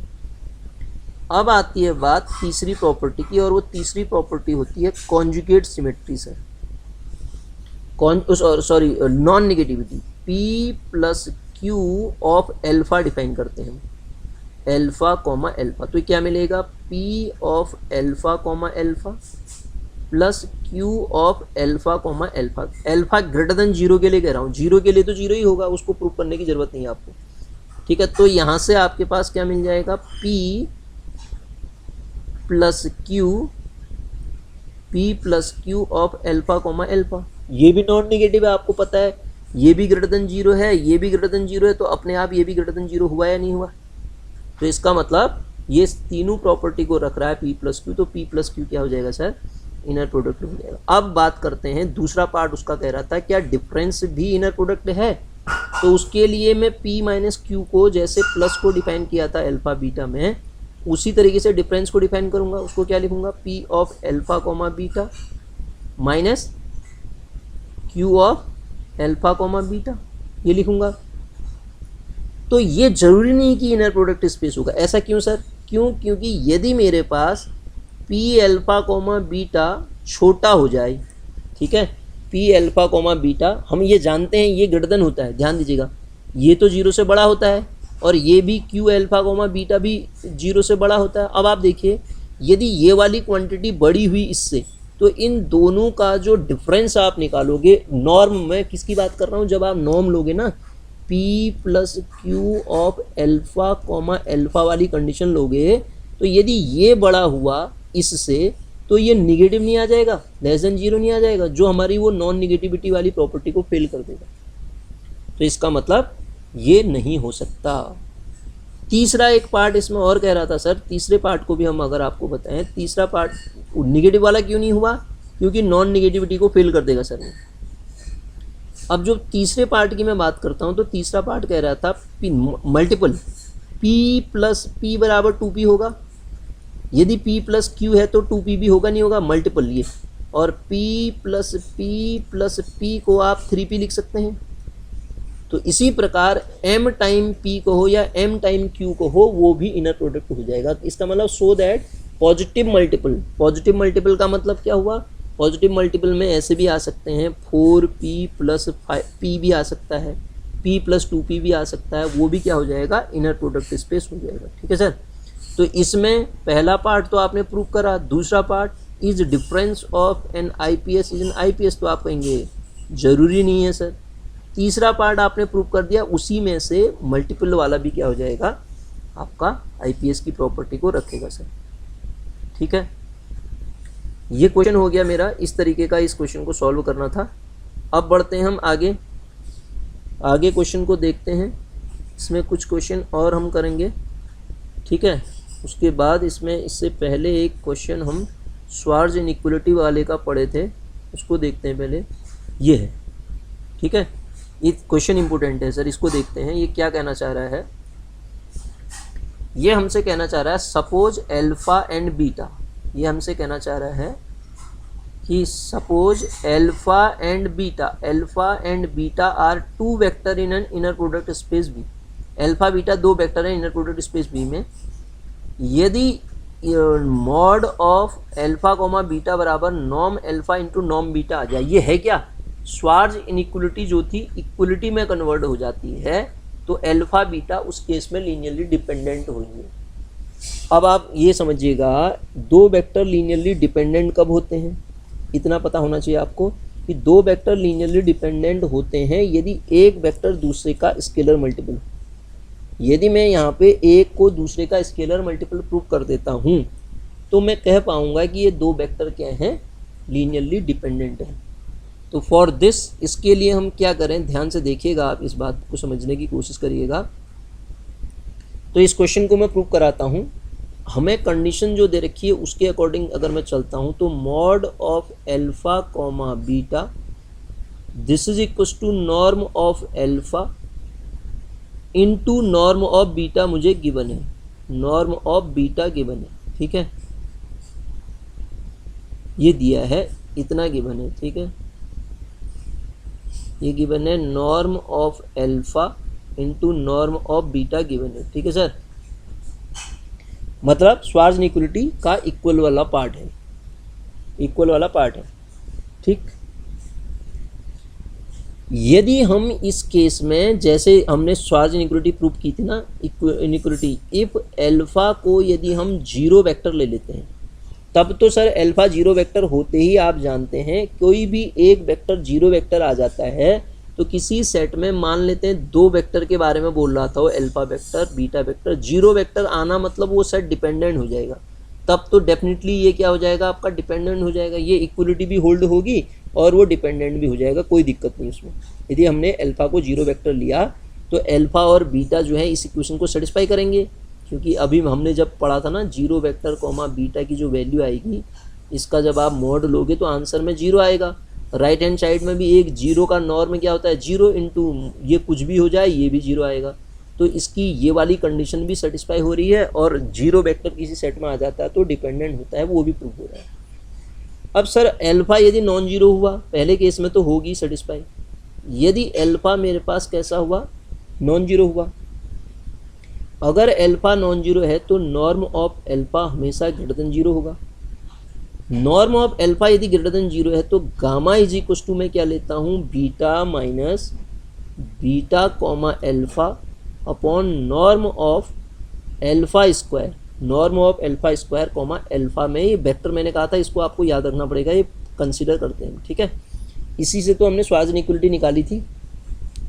अब उसी फॉर्मेट को हम यहाँ पे दोबारा लगाते हैं, क्या लगाते हैं गामा कॉमा गामा निकालते हैं सर, गामा कॉमा गामा की वैल्यू यहाँ से निकालते हैं, तो गामा कॉमा गामा क्या मिलेगा beta minus beta comma alpha upon norm of alpha square alpha, beta minus beta comma alpha upon norm of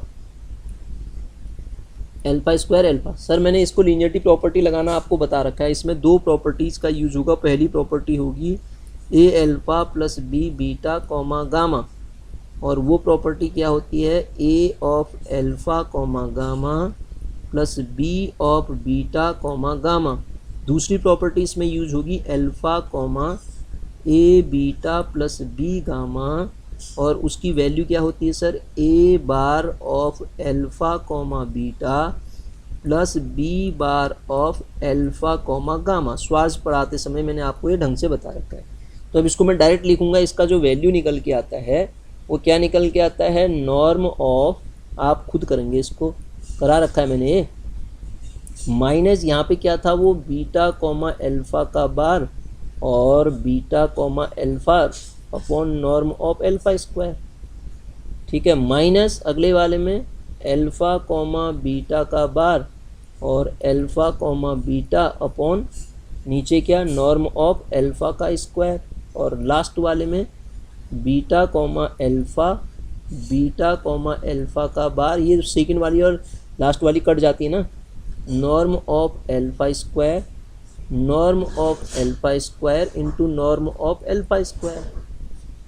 ये कट गया और ये सेम आ गई, जैसे देखो ये कैंसिल हो गया, तो मुझे क्या मिला सर यहाँ से गामा कॉमा गामा की जो वैल्यू मिली वो किसके बराबर मिल गई norm of beta square minus यहाँ से जो मिला मुझे नॉर्म ऑफ बीटा माइनस ये वाला, इसे क्या कहते हैं जेड जेड बार कहते हैं ना, तो ये क्या मिलेगा mod of alpha comma beta का स्क्वायर मिलेगा, और ये वैल्यू आपको कितनी दे रखी है यहाँ से जो कंडीशन दे रखी देखिए श्वार्ट्ज इक्वलिटी, ये वाली वैल्यू बराबर में दे रखी, स्क्वायर में भी क्या दिक्कत हो जाएगी स्क्वायर हो जाएगा, स्क्वायर जब रखेंगे तो हमारे पास कितना आएगा बताइए, ये इस फॉर्मेट का आएगा ना, इसी को ऐसे ही रहने दो अल्फा कॉमा बीटा के square upon norm of alpha square, यही तो मिलेगा, तो बराबर ये बीटा का स्क्वायर माइनस इनटू साथ में ये अल्फा के नॉर्म का स्क्वायर माइनस कितना अल्फा कॉमा बीटा का स्क्वायर अपॉन कितना नॉर्म ऑफ अल्फा स्क्वायर। अब ये वैल्यू और ये वैल्यू बराबर दे रखी है आपको, देखिए यही तो दे रखा है, ये वैल्यू बराबर है तो उनका स्क्वायर करोगे बराबर आएगा, तो ये जीरो जिस इक्वल टू जीरो, तो सर यहाँ से मुझे क्या मिला गामा कॉमा गामा की जो वैल्यू मिल गई वो जीरो मिल गई, यहाँ से क्या मिली गामा कॉमा गामा की वैल्यू जीरो मिल गई, और ये तभी होता है जब गामा बराबर जीरो वेक्टर होगा, बाय नॉन निगेटिविटी हमने पढ़ा था, ये कब होगा जब गामा बराबर जीरो वेक्टर होगा। अब सर गामा हमने क्या माना है beta minus beta comma alpha upon norm of alpha square of alpha, यही तो मान रखा है, ये क्या आ जाएगा 0।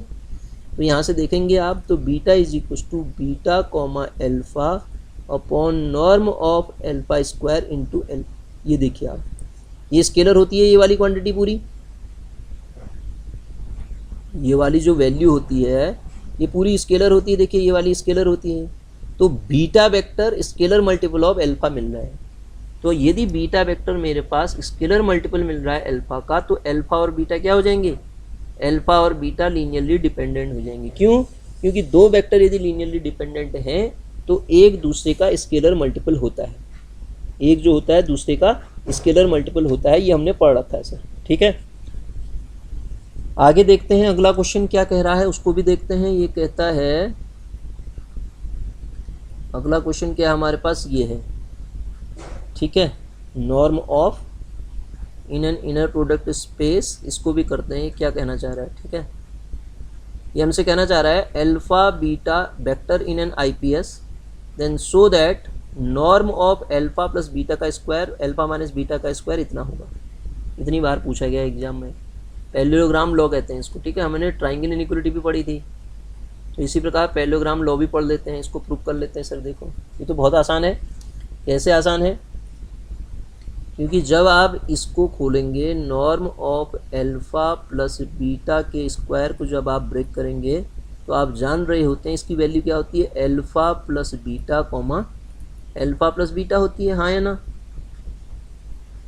यही होती है शायद।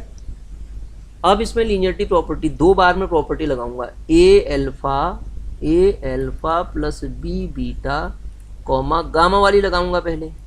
इसकी वैल्यू क्या आएगी, क्या होती है, अगर आपको याद आ रहा है तो a of alpha comma gamma plus b of beta comma gamma. तो यहाँ से ए मतलब 1 पहले वाले में देखिए, तो ये alpha comma alpha plus beta मिलेगा मुझे, और फिर अगले वाले में प्लस बी ऑफ बीटा से क्या मिलेगा, beta of alpha plus beta मिलेगा।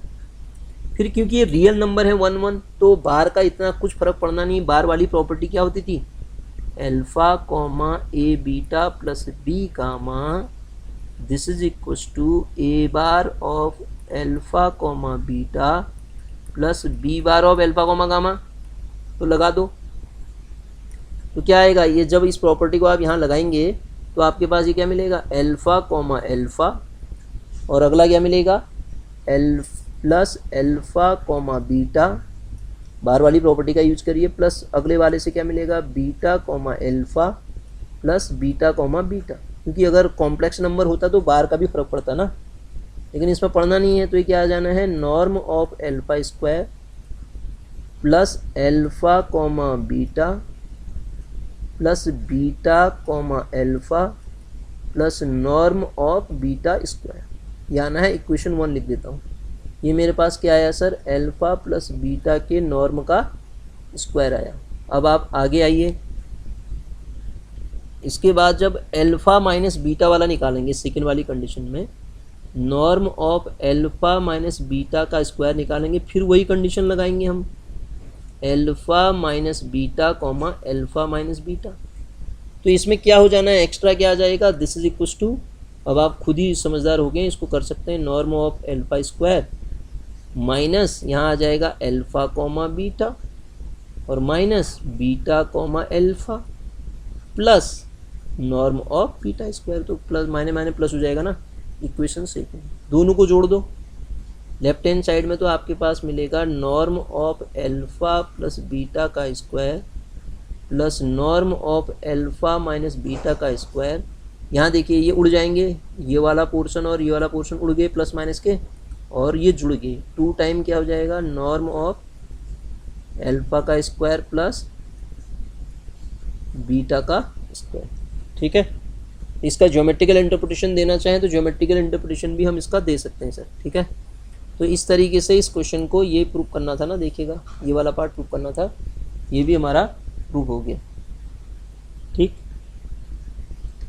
तो इसके आईपीएस के इतने ही क्वेश्चन करते हैं अभी। ये लगभग आपका ऑर्थोगोनल सेट तक का मैंने आपको पढ़ा दिया है, ऑर्थोनॉर्मल सेट भी पढ़ा दिया है। उसके बाद आपके पास इसमें बचती हैं ग्राम श्मिट ऑर्थोगोनाइजेशन प्रोसेस और जो ऑर्थोगोनल प्रोजेक्शन वाली कंडीशन है वो बचती है। ठीक है, बाकी इसके क्वेश्चन भी करा ही दिए हैं, एक आध क्वेश्चन आपके छूटे हैं उनको भी कर लेंगे बाद में। जैसे एक क्वेश्चन इसमें और भी था यार, इसमें एक क्वेश्चन और मैंने यहाँ पे लिखा नहीं है तो देखता हूँ। इसमें एक क्वेश्चन और आता है एग्ज़ाम में 5-6 में, ये है क्वेश्चन वो। ठीक है, ये 2 क्वेश्चन है, एक जैसे ही क्वेश्चन है, तो इसको आप खुद भी कर सकते हैं वैसे। कैसे? क्योंकि लीनियरिटी प्रॉपर्टी ये वाला देखिए ना, इसमें अभी तो पढ़ रखा है हमने, वो ए अल्फा प्लस बी बीटा वाले में लीनियरिटी प्रॉपर्टी लगा रखी है, वही बन जाएगा। एक कोशिश करते हैं, चलो इसको भी कर लेते हैं। Alpha beta are vector in an IPS BF and a comma b belongs to F, then prove that a alpha plus b beta के नॉर्म का स्क्वायर जो होगा मॉड ए स्क्वायर इतना होगा और दूसरा part real part alpha beta इतना होगा करके प्रूव करना है। ठीक है, कर लेते हैं इस क्वेश्चन को भी, देखिए। ठीक है, एक क्वेश्चन छूट जाएगा तो ये फिर छूटा ही रह जाएगा, इसलिए इस क्वेश्चन को भी हम सॉल्व कर लेते हैं। तो ये कहना क्या चाह रहा है, ध्यान से देखिए। ये कहना चाह रहा है हमसे कि आप प्रूव कीजिए इस तरीके की कंडीशन। तो सर इसको पहले वाले पार्ट को अगर मैं लेता हूँ तो पहले वाले पार्ट के लिए norm of a alpha plus b beta का स्क्वायर को मैं क्या लिखूँगा, a alpha plus b beta comma a alpha plus b beta. Sir linearity property लगाइए, पहली बार तो लीनियरिटी प्रॉपर्टी लगाऊंगा इसमें, तो क्या मिलेगा, a of alpha comma a alpha plus b beta और plus b of beta comma a alpha plus b beta, बाई ब्रैकेट में लिखना पड़ेगा मुझे, बाई लीनियरिटी प्रॉपर्टी।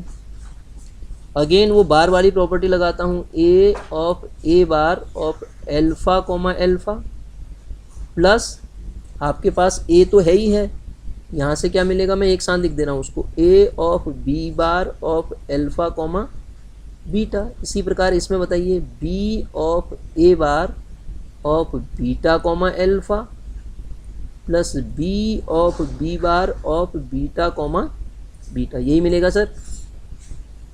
ठीक है, तो अब आप जेड बार वाली प्रॉपर्टी और लगाएंगे यहाँ पे, mod of A square norm of alpha square plus ये आपके पास क्या मिलना है, a b bar of alpha comma beta plus यहाँ से b a bar of beta comma alpha plus यहाँ से क्या मिलेगा, mod of B square norm of beta square. Sir norm of beta square equation 1 लिख लेते हैं इसको। हमारे पास ये वैल्यू किसकी आई सर, ए अल्फा प्लस बी बीटा के नॉर्म के स्क्वायर की वैल्यू आ गई। ए अल्फा प्लस बी बीटा के नॉर्म के स्क्वायर की वैल्यू हमारे पास ये आ गई। अब आप देखिए इसी प्रकार जब मैं दूसरा पार्ट निकालूंगा, इसका दूसरा पार्ट क्या करना है इसमें देख लेते हैं। दूसरा क्या है, अच्छा ये इतना लाना है ना हमको, तो इसी में एडजस्ट करना पड़ेगा, फिर इसी में एडजस्ट करना पड़ेगा ना कुछ। तो लेफ्ट हैंड साइड तो ये आ गई, तो ये एडजस्ट क्या करना पड़ेगा, यही तो लाना था शायद, देखिएगा मुझे तो ऐसा ही कुछ दिख रहा है। देखिए ए ये यही है, a alpha plus b beta का square mod a square norm alpha square a b bar alpha beta plus a bar b beta alpha plus b square of, यही प्रूव करना था। बिल्कुल सही प्रूव हो गया है।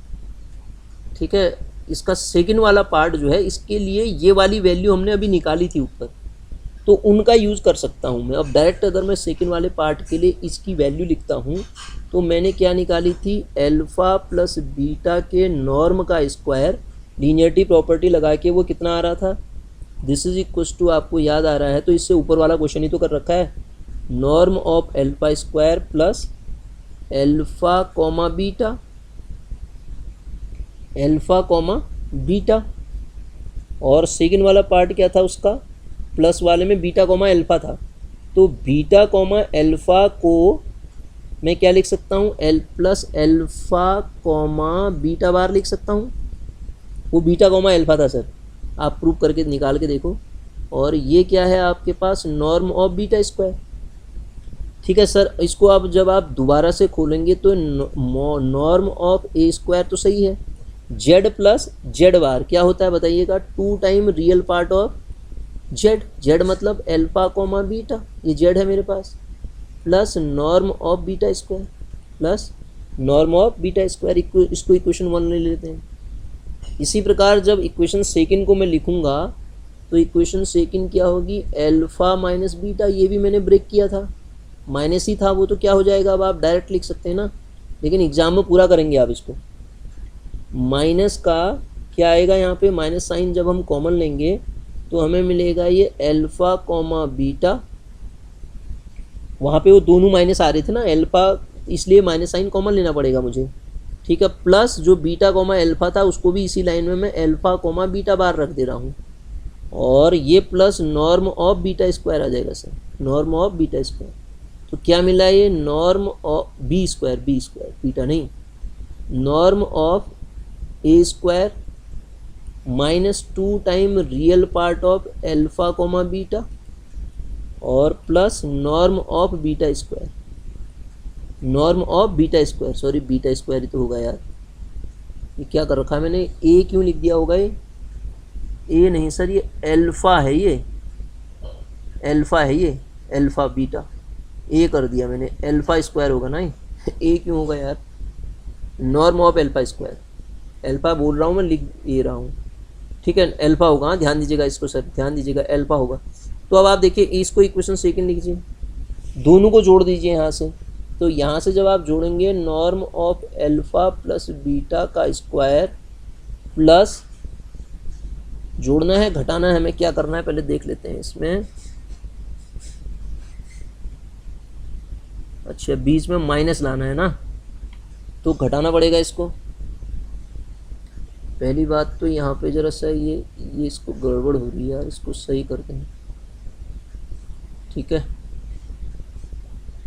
तो ये हो जाएगा सर आपके पास नॉर्म ऑफ एल्फा स्क्वायर, और ये नॉर्म ऑफ बीटा स्क्वायर था सर, ये norm of alpha square minus इतना। ठीक है, तो यहाँ पे माइनस करना है हमें, वो कहता है कि माइनस वाली वैल्यू निकालो। अब तो आ गया आंसर, ये minus of norm of alpha minus beta का स्क्वायर, ये देखिए ये कट जाएंगे, ये और ये उड़ जाएंगे, तो आपके पास राइट हैंड साइड में क्या बचेगा, राइट हैंड साइड में आपके पास मिल क्या रहा है, ये माइनस में प्लस हो जाएगा सर, ये कटेंगे कहाँ यार, माइनस में ये कटेंगे, ये नहीं कटेंगे, ये इससे ये कटेगा, इससे ये कटेगा, प्लस में कटते ना हो, यहाँ बच जाएगा 2 2 जा 4 हो जाएगा, 4 time real part of alpha comma beta हो जाएगा, और यही प्रूफ करना है, यही प्रूफ करना मतलब ये 4 को यहाँ डिवाइड कर दो तो आपका प्रूफ हो जाएगा सर। ठीक है, आप बहुत सारे क्वेश्चन कर लिए हमने इसमें। ठीक है, बाकी अगले लेक्चर में मिलते हैं, तब तक आप इतना कीजिए। ठीक है।